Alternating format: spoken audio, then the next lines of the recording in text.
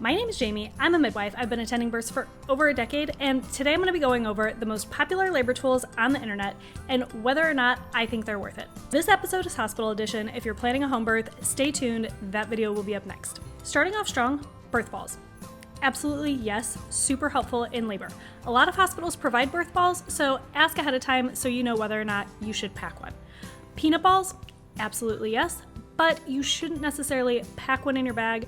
Again, most hospitals have them available, ask ahead of time. These come in handy most often when moms have epidurals. They help keep the hips open so the baby can continue to move down while mom is resting. If there's not a peanut ball available, usually a stack of pillows will also do the trick, so don't fret if there's not one available. Next up, TENS unit. They're not terrible and they're really beneficial in some situations, but do I see them coming in handy at most labors? Probably not, I would skip. Next up, plastic fine tooth comb. Absolutely, 2 thumbs up because definitely worth the 99-cent investment. Do you need the pretty hand-carved one from Etsy? Not necessarily, it doesn't give some sort of superpower. Go to the dollar store, grab 1 or 2 to keep on hand, and worst case scenario, you can use them after labor. Essential oils, I'd probably leave home, and some hospitals have restrictions on whether or not you're allowed to use scents in the hospital, so that one can be a little tricky, although lavender or peppermint can come in handy. So if you have them on hand, sure, throw them in the bag. I wouldn't go out and buy new ones specifically for labor though. That's just me. Next on the list, a rebozo. This is traditionally a Mexican shawl that is used for different positions and helping the mom in labor. I personally am a huge fan, but if you don't know what it is and you haven't used one before, I would leave it at home, or if you want to use something like this, practice beforehand so it doesn't seem crazy and unusual in labor. Great tool to use, don't bring it if you don't have experience.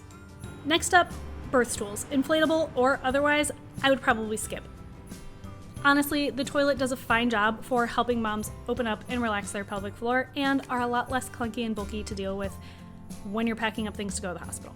Heating pad, definitely a thumbs up. I love using these for back labor, or sometimes moms have ligament pain in the front, or they can be used afterwards for after pains once the baby is born.